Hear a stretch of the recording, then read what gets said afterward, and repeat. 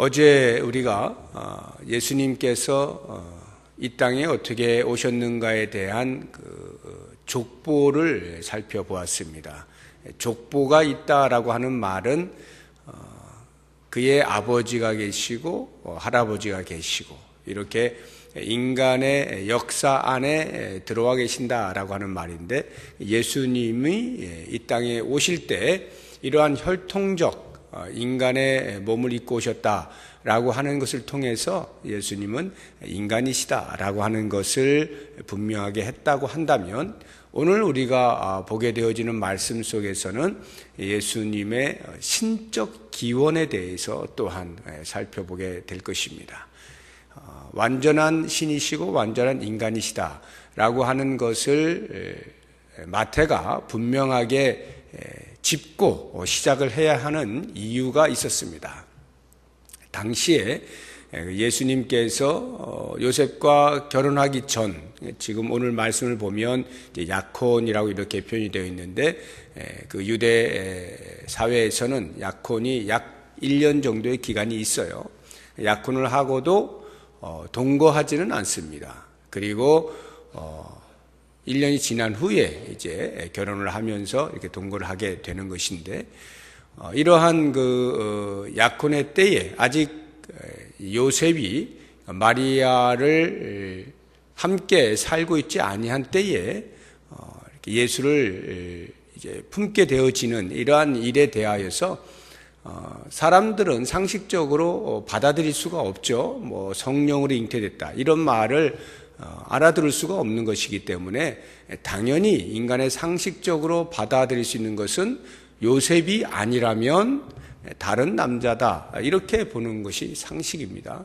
그래서 그것을 주장하는 일련의 사람들이 있었던 것입니다. 사생아다라고 하는 것으로 인해서 초대 교부들이 그러한 루머를 퍼뜨리고 또 그것을 믿고 있는 많은 사람들 때문에 그것을 반격하는 많은 이야기들을 했는데요. 이 마태가 이러한 기술을 하는 데에 있어서도 역시 그런 것을 이제 배제할 수가 없는 것입니다.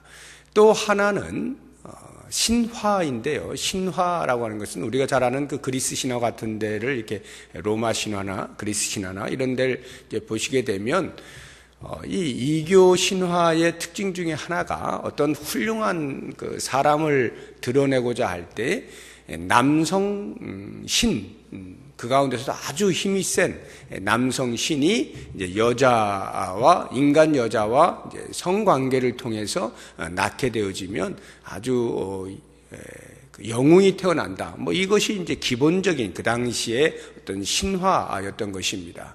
우리가 잘 알고 있는 헤라클레스 같은 그런 인물도 제우스와 우리 인간 여자와의 관계 속에서 태어난 인물이다. 이렇게 이제 신화에서 이야기를 하고 있지 않습니까? 그런 것처럼 예수의 나심도 그런 식으로 이해를 하는 또 일련의 이교도들이 있었기 때문에 이 두 잘못된 사상들이나 소문들을 일축시키기 위해서 마태는 우선 예수님이 완전한 신이시고 완전한 인간으로 이 땅에 오셨다라고 하는 것을 분명히 할 필요가 있었던 것입니다. 그래서 가장 먼저 아브라함과 다윗의 자손 예수 그리스도의 계보에 대해서 쭉 말씀을 하고, 그리고 나서 그럼에도 불구하고 그 예수는 신이시다라고 하는 것을 정확히 하는 차원에서 오늘 본문의 말씀이 기록이 되고 있는 것입니다. 그러면 예수님이 완전한 신이시고 완전한 인간이시다라고 하는 것을 무엇으로 알 수 있는가? 그것이 성령으로 잉태되심입니다. 성령으로 잉태되심이 과연 어떤 의미를 갖느냐라고 하는 것을 우리가 함께 좀 살펴보려고 하는데요.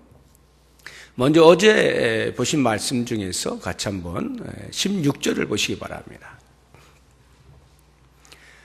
16절을 보시면 이제 그리스도의 계보가 쭉 아브라함부터 이렇게 나옵니다. 나오는데 제일 마지막 예수님이 나시게 되는 그것을 기록하고 있는 16절을 보시면 야곱은 마리아의 남편 요셉을 낳았으니 마리아에게서 그리스도라 칭하는 예수가 나시니라. 이렇게 기록이 되어 있어요.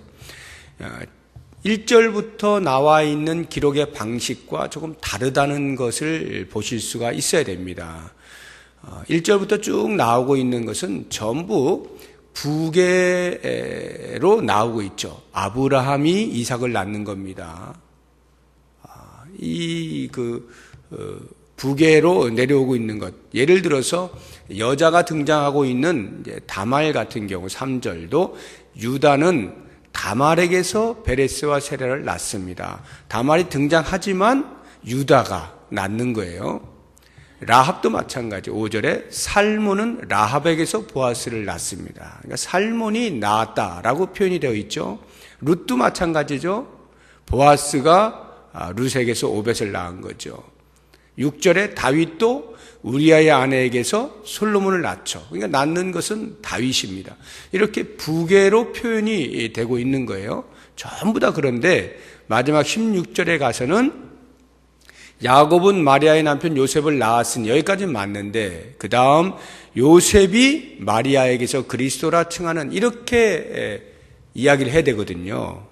그런데 요셉이 없죠. 마리아에게서 그리스도라 칭하는 예수가 나시니라. 예수 그리스도의 나심에 대해서만큼은 마리아에게서 라고 표현하고 있는 것만 보아도 일단 예수의 나심에 요셉의 역할이 없다 하는 것을 금방 알 수가 있습니다. 그래서 이제 성령으로 잉태되셨다라고 하는 말이 이제 이해가 되어지는 것인데요. 자, 그렇다고 한다면 왜 예수님이 이 땅에 오실 때 성령으로 잉태되셔야만 했느냐라고 하는 부분에 대해서는 예수의 이름이 갖는 뜻을 보시면 금방 알 수가 있습니다. 예수의 이름의 뜻이 뭡니까? 21절에 아들을 낳으리니 이름을 예수라 하라. 이는 그가 자기 백성을 그들의 죄에서 구원할 자이심이라. 예수의 이름의 뜻 자체가 구원자인 것입니다. 인간을 구원하신다. 다른 데서가 아니라 그들의 죄에서, 죄를 사하고 죄로부터 구원함을 얻게 하고자 할 때에 필요한 분, 그분이 이제 예수 그리스도이신데, 그러한 그 구원자는 반드시 성령으로 잉태되어야만 하는 것입니다. 그 이유가 무엇일까요? 성령으로 잉태된다라고 하는 것은 첫째로 인간의 그 몸이 아니다라고 하는 것인데, 그러니까 신이어야 한다라고 하는 것인데, 구원자가 왜 신이어야 하느냐라고 할 때에 우리의 인간의 구원이라고 하는 것이 죄로부터의 구원이니까 모든 인간은 아담 이후로 전부 다 죄인으로 태어나는 겁니다. 그러니까 죄인이 죄를 속할 수 있는 능력을 갖지 못하죠. 그러니까 죄를 속할 수 있는 것은 죄 없는 자만이 가능한 것이고, 그것은 곧 하나님만이 하실 수가 있는 것이죠. 하나님만이 하실 수 있는 것이기에 하나님이 그 일을 하시기 위하여 이 땅에 오셔야 되는 거예요.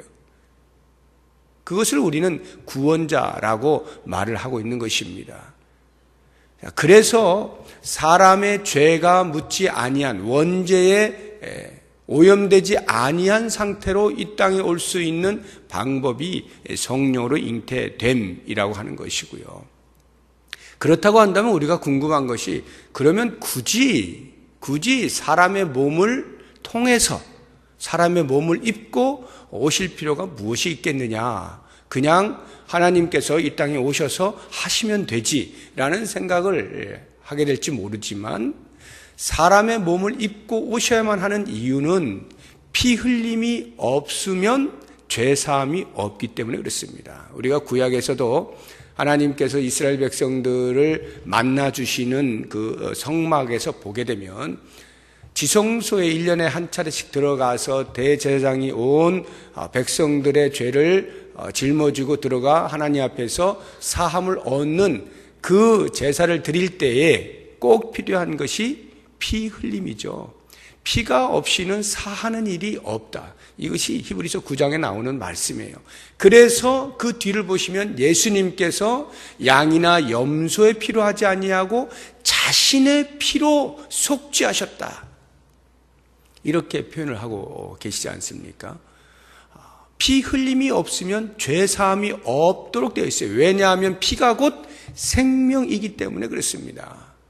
바로 이와 같은 이유로 인하여서 이 땅에 오셔서 모든 인간의 죄를 사하시고 구원하실 자는 반드시 피를 흘릴 수 있는 인간의 몸이 필요한 것입니다. 그렇게 볼 때에 마리아의 몸에서 나는 완전한 인간으로 이 땅에 오셔야 하는 거죠.